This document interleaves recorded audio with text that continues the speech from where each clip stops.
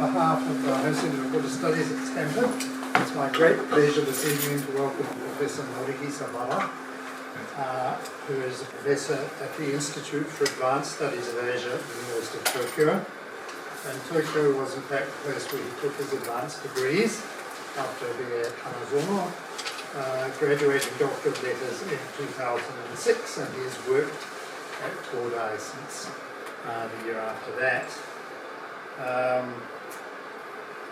Professor Baba is not only an old friend of mine, or a young friend of mine, I should say, but also a great friend of our centre, where he spent a year as a visiting research fellow in the academic year 2009 to 2010, and that was just after we sort of rejigged ourselves and really got going. Norihisa set a very high bar as a guest of the centre during that year, especially for the way in which he formed close friendships with our graduate students at the time and participated in all our activities. In other words, he was a model of enthusiastic engagement, which very few subsequent visitors have managed to live up to. So we always think of Norihisa as the sort of gold standard of visitorship. So it's a particular pleasure to welcome him back here 15 years later. Professor Baba is a specialist in the history and literature of early Buddhism, and as a Pali scholar working in academia, a member of what some people think of as an endangered species. Pali studies has, since the start of the 21st century, seen the retirement or passing away of many of its leading exponents, and I think particularly of Lance Cousins, Steve Collins, Peter Masefield, Dharmatrāta, and then Richard Gomrich, Colin Cox, and Rupert Gethin, just recently retired.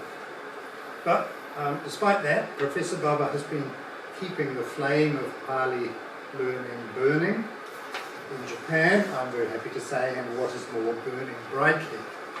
He is the author, co-author, or editor of 5 books, most recent of which is Buddhist Orthodoxy and Heresy, the Formation of the Pali Cosmopolis, and the author of about 40 papers in English or Japanese on a broad range of topics, some of them award-winning. The publications, that is, not the topics. We look forward to hearing him tonight on a pivotal text in the mainstream or Shravakayana canons, the sermon that, so to speak, got the ball rolling, or rather the wheel, with a talk entitled The Textual History of the Dharmacakrapravartana-sūtra. So, Mori, a warm welcome to Stanford. Please join me in welcoming him here.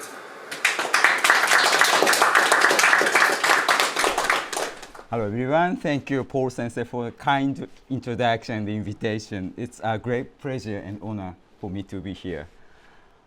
As the Prati-Uttapana Buddha Samadhi Sutra says, I think it is crucial for students of Buddhism to see in front of their own eyes the Harrison Buddha. In his classes from 2009 to 10, I read Lokak Sheme's Chinese translation of Skavati Vyuha and joined discussion of Muhammad Naristil together with Nicholas Witkowski, Chu Hui, Jason Protas, Raphael Felbo, Charles Disemon, and Trent Walker, who are all young leading scholars in each field now. Despite it being just 1 year, as I will tell you later, I learned a lot from Paul Harrison Sensei, even more than he imagines. I am very grateful and honored to have been a part of his Sangha in Stanford. Thank you, Paul Sensei. Like Avalokiteshvara, Irene saved me from the hell of bureaucratic matters and supported my life and research during my stay here at that time and this time again. Irene, thank you so much. I would also like to thank everybody else for coming to this talk in such a rainy day. I am very, very happy to see you all. Thank you. So let's start. After the discovery of the Gandhara manuscripts in 1990s, it gradually turned out that we needed to reconstruct the chronology of Buddhist texts for a millennium from 5th century BCE to the 5th century CE, because we have never found yet any strong evidence of the large corpora such as the extant Vinaya Pitaka and 4 agamas, which modern scholars call early Buddhist texts, either in Gandhara manuscripts or early Chinese translations before the end of the 4th century. It seems to me that the time has come when we must establish a new chronology of early Buddhist texts by using Indic manuscripts, Chinese translations, and iconography. In this lecture, I would like to focus on the Dharmacakrapravartana-sūtra, in short, Dharmacakra discourse. I chose this text not only because it is the text with the greatest number of Pali and Sanskrit manuscripts and Chinese and Tibetan translations, but also because it was shared by the Vinaya Pitakas belonging to at least 5 monastic orders or Nikayas. So let me first look back to previous relevant research of Vinaya Pitaka. In 1879, Hermann Oldenberg published the first volume of the Vinaya Pitaka in Pali, which includes a partial biography of the Buddha. In 1881, he further published his most famous book, Buddha, using the Pali Vinaya Pitaka as one of the main sources. Following Oldenberg, Buddhist scholars have produced modern versions of the biography of the Buddha by using the Vinaya Pitaka and the other texts. Hirakawa Akira, however, was critical of the interpretation that the Vinaya literature includes a biography of the Buddha. In his book, A Study of the Vinaya Pitaka, published in 1960, Hirakawa argued that so-called biography of the Buddha in the Theriya Vinaya, Mahīśāsaka Vinaya, and Dharmaguptaka Vinaya are all placed at the beginning of the chapter on ordination, or Upasampada in Pali, in order to explain how the ordination ceremony was ruled by the Buddha. Even from today's perspective, Hirakawa's point of view is accurate.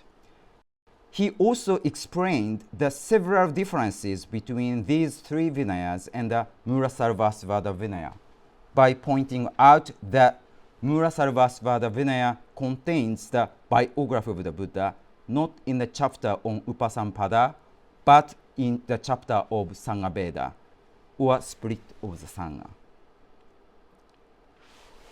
Moreover, Vincent Tournier, now professor at the University of Munich, successfully identified the Mahāvastu as a part of the Vinaya Pitaka belonging to Mahāsāngika Lokottaravādins. In my view, Vincent's study of the Mahāvastu is the greatest achievement in the study of the biography of the Buddha after Hirakawa Akira, because his finding opened the gate to the comparative research on the biography of the Buddha in the 5 Vinayas, namely Theriya Vinaya, Mahīśāsaka Vinaya, Dharmaguptaka Vinaya, Mūlasarvāstivāda Vinaya, and Mahāsāngika Lokottaravāda Vinaya, of which the Mahāvastu is a part. All 5 Vinaya Pitakas include the Dharmacakra discourse.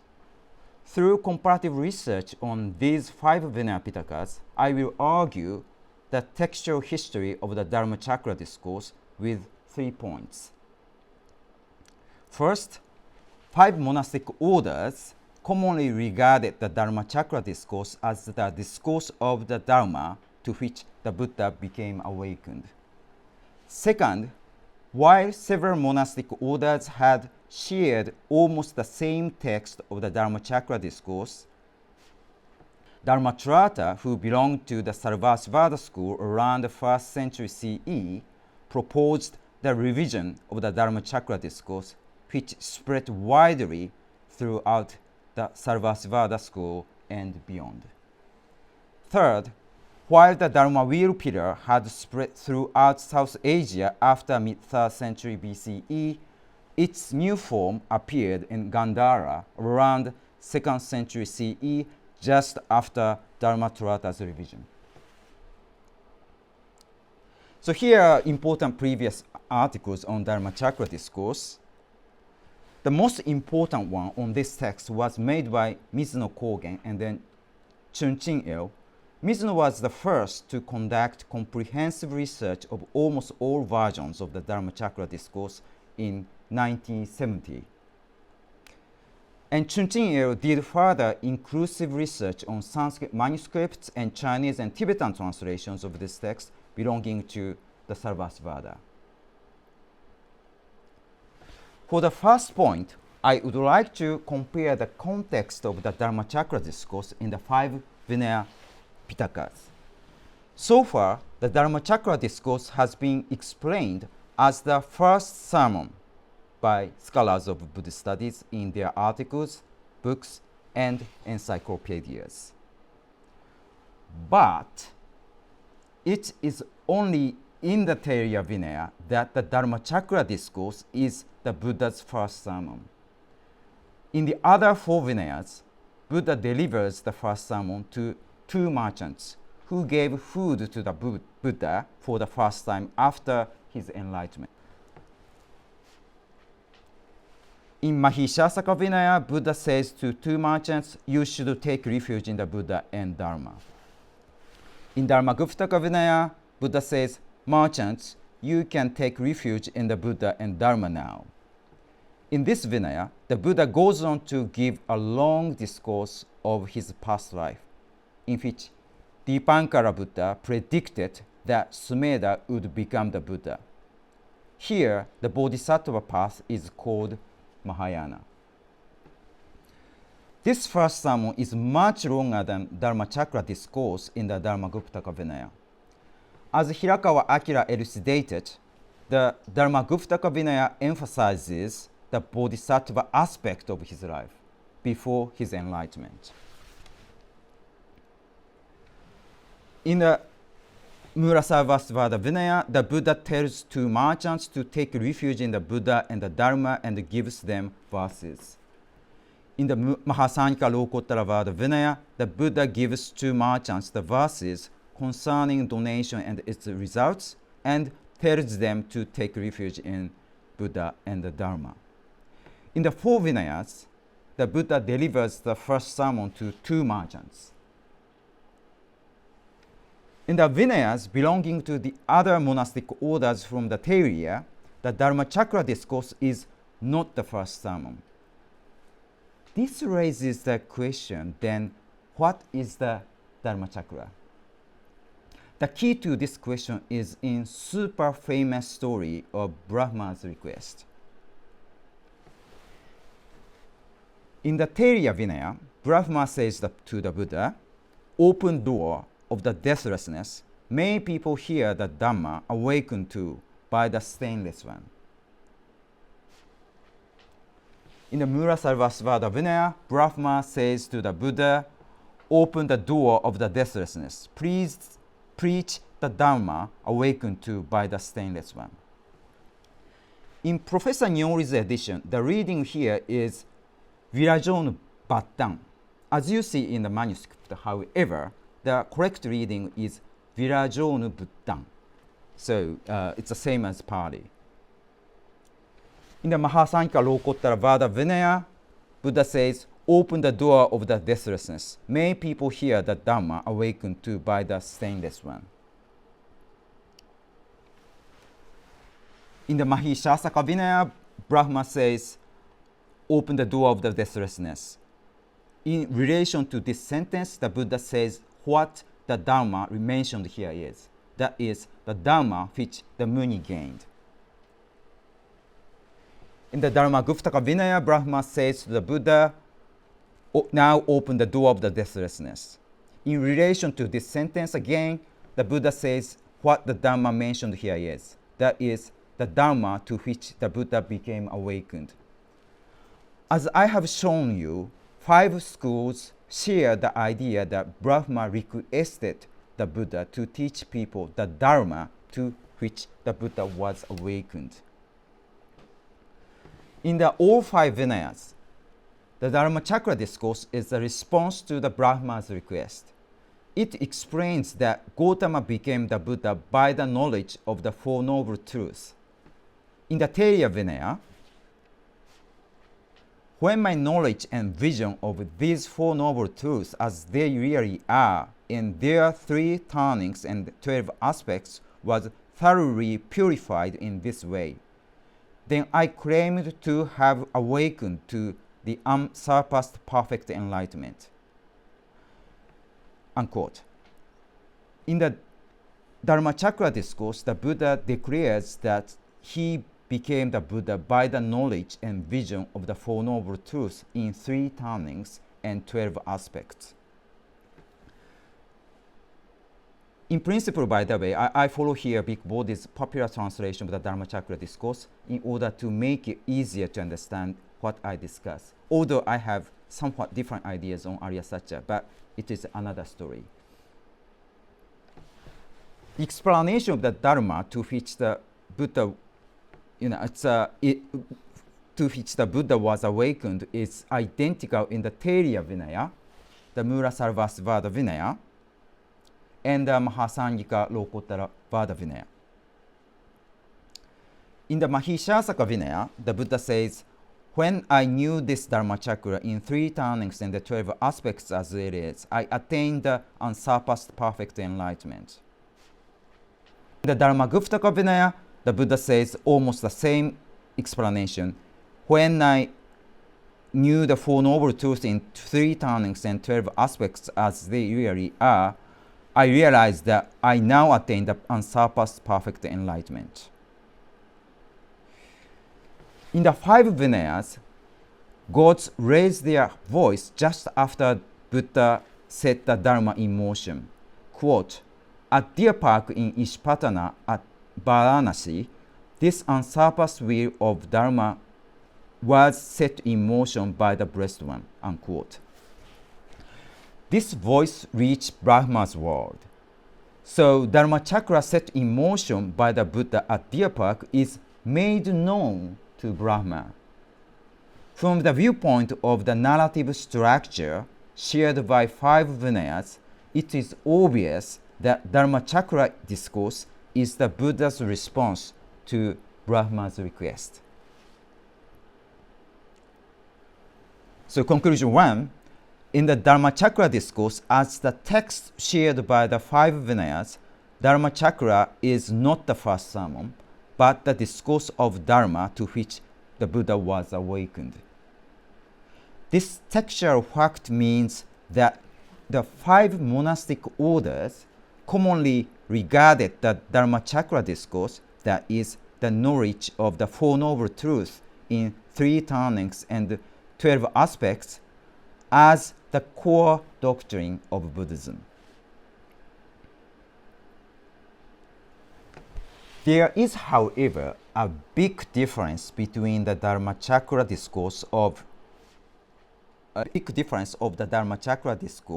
between Sarvāstivāda and the other schools. Let me briefly explain this. The Theriya version mentions knowledge of the Four Noble Truths in 3 turnings in this order.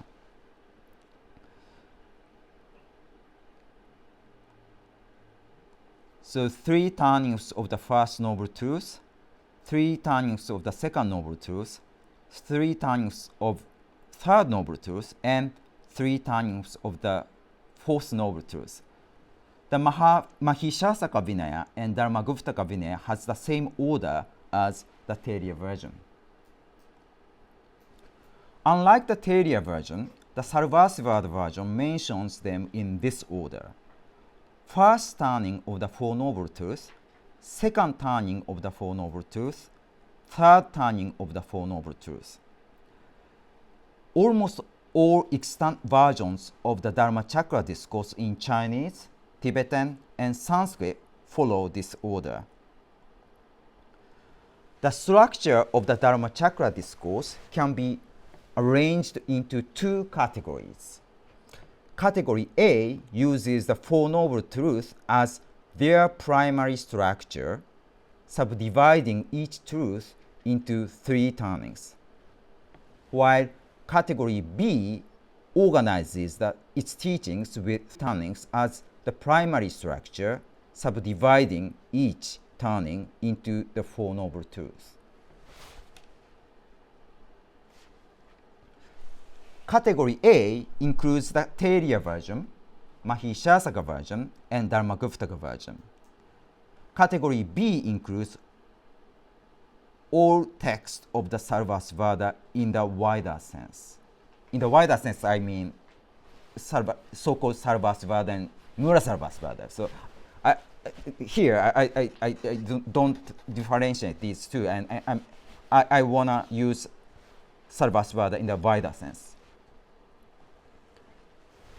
Among the Dharmacakra discourse in the Sarvāstivāda, however, there is a crucial exception to which scholars have never paid enough attention. That is the Vibhāsha belonging to the Sarvāstivāda. This text is often called Mahavibhāsha by modern scholars, but as far as I know, there is no evidence of such title in Sanskrit texts. Vasubandhu always call it just Vibhāsha. The Vibhāsha was translated into Chinese 3 times in the 4th century, 5th century, and 7th century. All 3 translations of this text quote Dharmacakra discourse. Interestingly, the quotation from the Dharmacakra discourse in the Vibhāsha corresponds to Theriya version, not to extant Sarvāstivāda versions. This is 3 turnings of the first noble truth, 3 turnings of the second noble truth, 3 turnings of the third noble truth, and 3 turnings of the fourth noble truth. Despite its affiliation to the Sarvāstivāda, this quotation from the Dharmacakra discourse in the Vibhāsha corresponds to the Theriya version, not to extant Sarvāstivāda versions. This is the Theriya Vinaya. This is the English translation. So 3 turnings of the first noble truth, 3 turnings of the second noble truth, third noble truth, and fourth noble truth. In Mahīśāsaka version, 3 turnings of first noble truth, second noble, third noble truth, and fourth noble truth. In Dharmaguptaka Vinaya, 3 turnings of first noble truth, second noble truth, third noble truth, and fourth noble truth. So obviously, 4 noble truths is the primary structure here. In the Dharmacakra discourse quoted by the Vibhāsha, the Buddha tells the 4 noble truths with the same structure as the Theriya, Mahīśāsaka, and Dharmaguptaka versions. So as you see here, this is the quotation from Dharmacakra discourse in Vibhāsha. So in all translations of the Vibhāsha, quotation from Dharmacakra discourse shows the same structure. I mean, primary structure is 4 noble truths, which corresponds to Theriya version, Mahīśāsaka version, and Dharmaguptaka version. So it's the first truth, second truth, third truth, and fourth truth.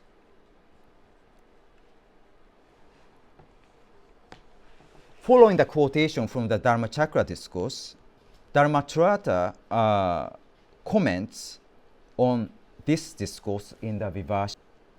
Who is Dharmatrāta? The Vibhāsha refers to Dharmatrāta as the compiler of the Udana Vargīya. Vasubandhu introduces this as the view of the Vaibhashikas in Abhidharmakosha Bhashya. The Vibhāsha discusses this when it insists that Abhidharma is the word of the Buddha, Buddha Vacana, as well as the Udana Vargīya. Therefore, it is certain that Vaibhashikas regard the Udana Vargīya as Buddhavacana. The Vivarsha also counts him as one of the four great masters, but often criticizes his thoughts.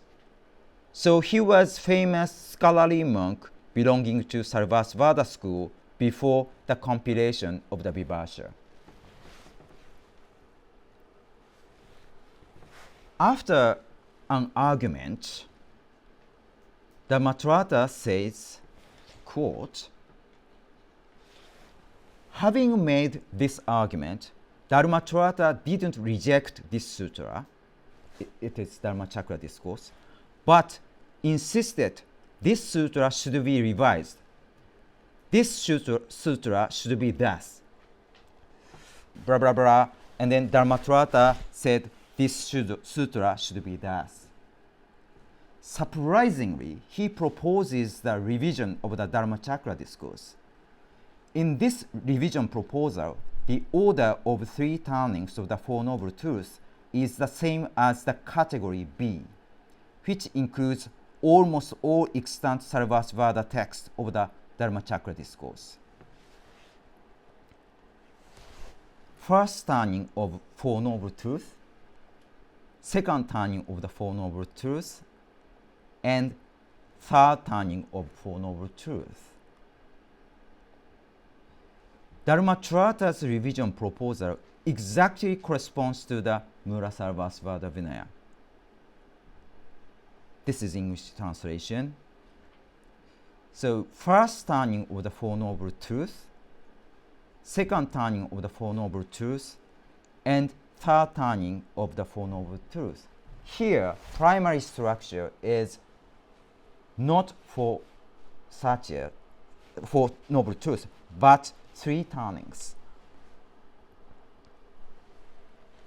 Why did Dharmatrāta adopt three turnings as the primary structure of the Dharmacakra discourse?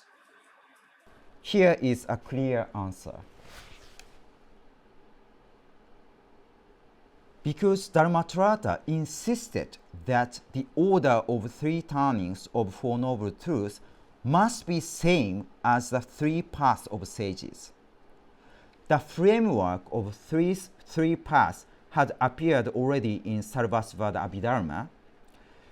Three paths explains the three stages of sages, such as Sotapanna or Arhat.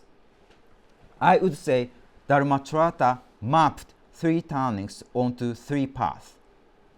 As I will show you later, this revision was favored by Mahāyāna followers, probably because this version represents the Four Noble Truths as three paths, that is, Shravaka path. While Dharmacakra discourse did not change in Theriya, Mahīśāsaka, and Dharmaguptaka traditions, the revision of the Dharmacakra discourse was done by Dharmatrāta in Sarvāstivāda. So here you see the Dharmacakra didn't change, but in Sarvāstivāda tradition, Before Dharmatrāta was the same. Dharmacakra discourse had the same structure with others, but after Dharmatrāta, the primary structure of Dharmacakra discourse became three turnings. But Vivarsha rejected Dharmatrāta's proposed revision. The Vivarsha's rejection is consistent among three Chinese translations. This means that the older form of the Dharmacakra discourse was transmitted in the Kashmir Vaibhashika tradition of the Sarvāstivāda. So Vivarsha clearly says this sutra must not be revised. Despite the Vaibhashika's rejection, the Dharmatrāta version spread throughout the Sarvāstivāda and beyond. His revision proposal corresponds to Anshika's translation of Dharmacakra discourse and Dharmacakra chapter of the Buddhacarita, quotation from Dharmacakra discourse in Sarvāstivāda Vinaya, Satya Siddhi, and Dharmacakra discourse included in Chinese Samyukta Agama. Again, the quotation from Dharmacakra discourse in Dharmaskanda, which is one of the Sarvāstivāda Abhidharma treatises. Abhidharma Kosha Bhashya, Vyakya, Ichin's translation of the Dharmacakra discourse, and Dharmacakra part of Chatushparishat-sūtra, Samaveda-vastu, Mahāvastu, and Lalitavistara. All these texts has the same structure of Dharmacakra discourse as Dharmatrāta's revision. Even the oldest Chinese translation of the Dharmacakra discourse follows Dharmatrāta's revision proposal. The translation, which was traditionally believed to be made by Anshikao, is highly possibly the oldest one, although scholars disagree with the translatorship. So this is the first turning of the Four Noble Truths, second turning of the Four Noble Truths, and third turning of Four Noble Truths. The Buddhacarita, which the Sarvāstivādin Ashvaghosha probably wrote in the second quarter of the 2nd century, also follows Dharmatrāta's revision. This is a Sanskrit text edited by Professor Matsuda Kazunobu, who found quotations from Ashvaghosha's works in Sanskrit manuscripts of the Tridandamala. Professor Matsuda successfully reconstructed the Sanskrit text of chapter 15 of the Buddhacarita.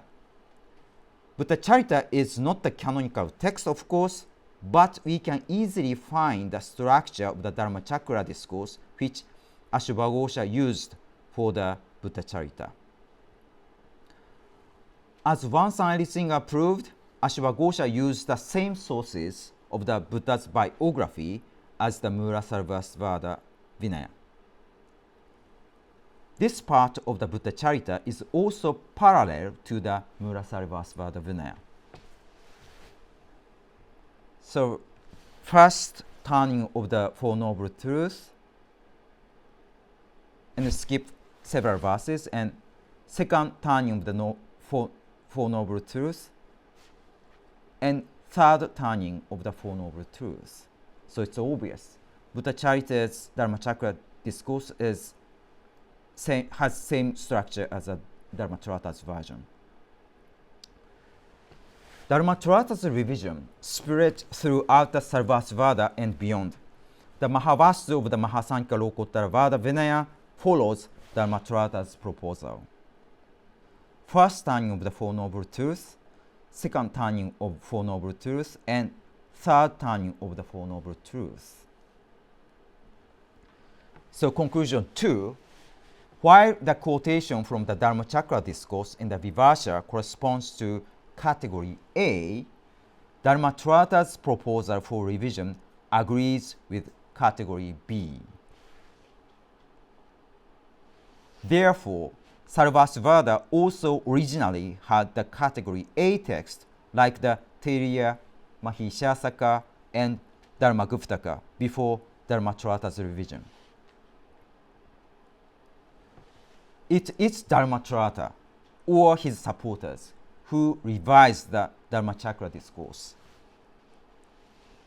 He supposed that Dharmacakra discourse must express 3 paths of the sages, that's 3 margas. So path of seeing, path of development, and path of no further training. To summarize, almost the same text of the Dharmacakra discourse was shared by Buddhist schools, at least the Theriya, Mahīśāsaka, Dharmaguptaka, and Sarvāstivāda. In the Sarvāstivāda, however, Dharmatrāta proposed revision of the text. This revision spread throughout the Sarvāstivāda school and beyond. The Dharmatrāta version was obviously favored by the followers of Bodhisattva path. The Mahāvastu of the Mahīśāsaka Vinaya has the Dharmatrāta version of the Dharmachakra discourse, and also the discourse on 10 stages of Bodhisattva. According to the Mahāvastu, the discourse on 10 stages of Bodhisattva is allowed to be taught only to Bodhisattvas who understand the truth. Bodhisattvanam Urishta Satyana. Here, Satya highly possibly means Four Noble Truth. If this understanding of Satya is correct, the Dharmatrāta version of the Dharmachakra discourse represents the preliminary stage to the Bodhisattva path.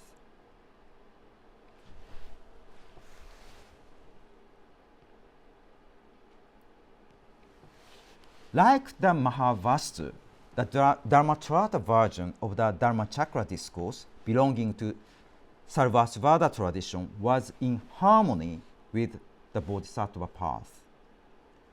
According to Professor Fussman, the Gilgit Buddhist manuscripts discovered in 1931 were stored in the archives of a building located in Gilgit's Naupur, sometime around the 7th century. This suggests that in the same religious community in Gilgit, the Mūlasarvāstivāda Vinaya, which includes the Dharmatrāta version of the Dharmachakra discourse, was transmitted alongside the Saddharma Pundarika, which teaches the Four Noble Truths as the knowledge of Shravakas and calls itself the Supreme Dharma Will. According to Professor von Hinüber, Gilgit manuscripts of the Lotus Sutra, or Saddharma Pundarika, was transmitted by Dharmabhanakas. For Gilgit Dharmabhanakas, the Dharmachakra discourse at Deer Park is the discourse on 3 paths, that is the Shravaka path, while further Dharmachakra by the Lotus Sutra is the discourse on Bodhisattva path. These 2 kinds of Dharmachakra discourse were transmitted together by Dharmabhanakas at Gilgit.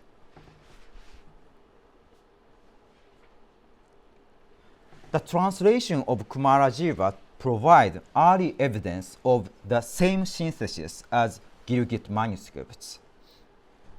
While he translated the Sarvāstivāda Vinaya containing the Dharmatrāta version of the Dharmachakra discourse, he also translated the smaller Prajna Paramita and the Saddharma Pundarika. In the both texts, gods raised their voice. We saw the Dharmachakra set in motion again. In this context, the Dharmachakra discourse provides 3 paths as the Shravaka path, while 2 Mahāyāna sutras represent themselves as further Dharmachakra.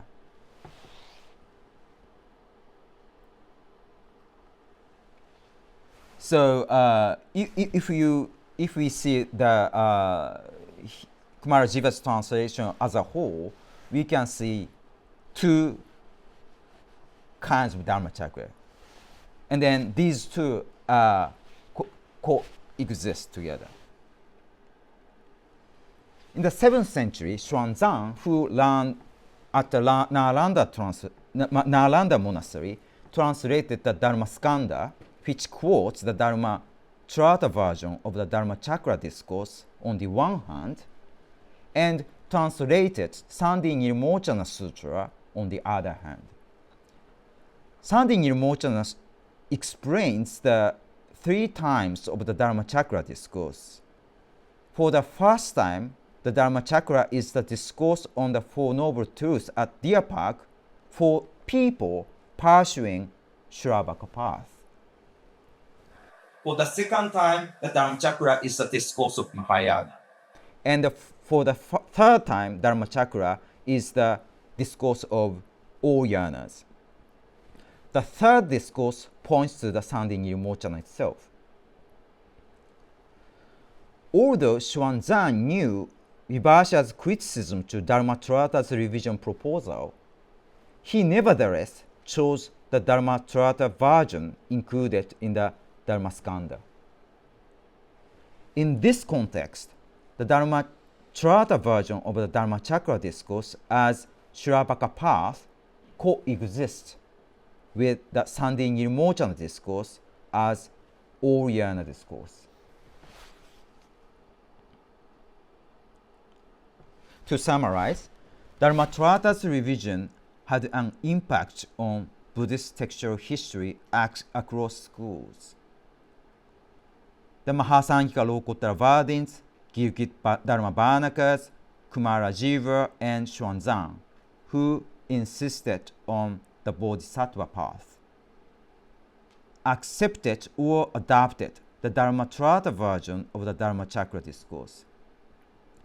I don't think Dharmatrāta himself was Mahāyāna follower, but his version undeliberately worked for co-transmission of Dharmacakra discourse and Mahāyāna scriptures. I would call such change of text Shravaka pathization. Finally, I would like to shed new light on the textual history of Dharmacakra discourse from another aspect, that is, iconography of Dharmacakra. As is well known, Emperor Ashoka erected the pillar in Sarnath. It's very famous. It was excavated near the main shrine at Sarnath by Wertel and his team.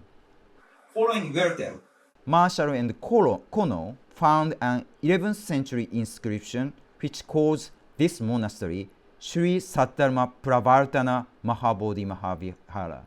So clearly, this is named by the Dharmacakrapravartana. In 7th century, Xuanzang, who came here, described that this stone pillar stands at the exact spot which the Buddha turned the Dharma wheel in Deer Park. Indian archaeological and Chinese textual evidences show that this site was traditionally regarded as the place of Dharmacakrapravartana at Deer Park by Buddhists. As scholars agree, the capital of Ashokan pillar at Sarnath originally had the wheel on the top, as you see.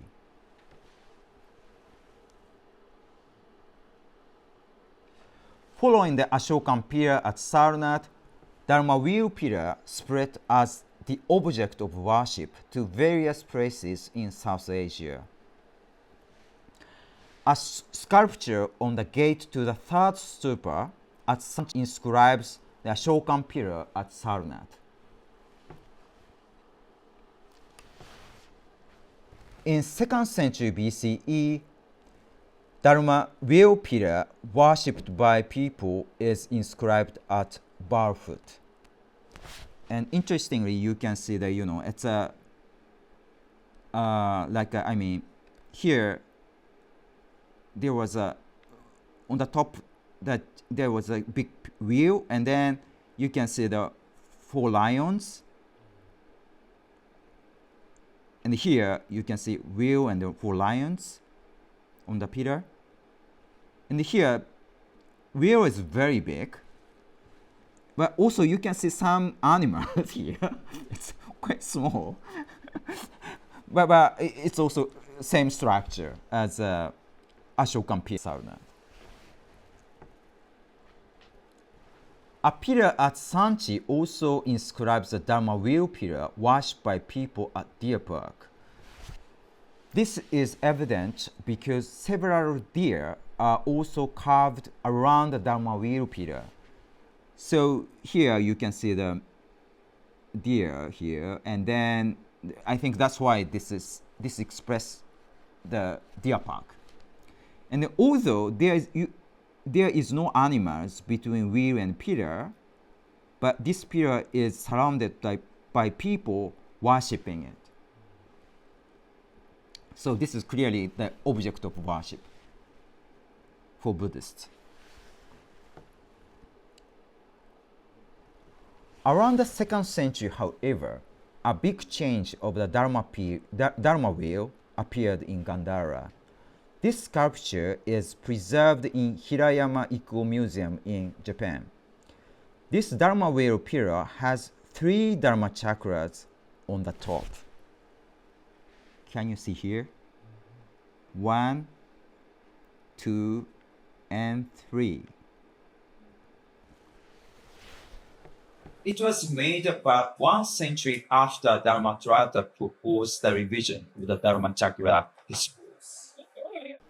As I have just discussed, the older form of the Dharmacakra discourse used the Four Noble Truths as their primary structure, while Dharmatrāta organized its teachings with 3 turnings as the primary structure. So this Gandharan sculpture beautifully expresses the 3 turnings of the Dharmachakra, which Dharmatrāta made the primary structure of Dharmachakra discourse. And then also you can see, I think this is clearly deer park because you can see the small lions here.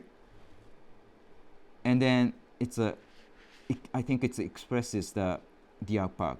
I mean, it's similar to Ashokan pillar at Sarnath.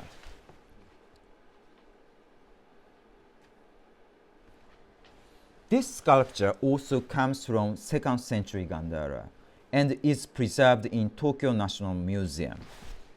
I think this is also clearly at the deer park because here 2 deer and also 5 monks.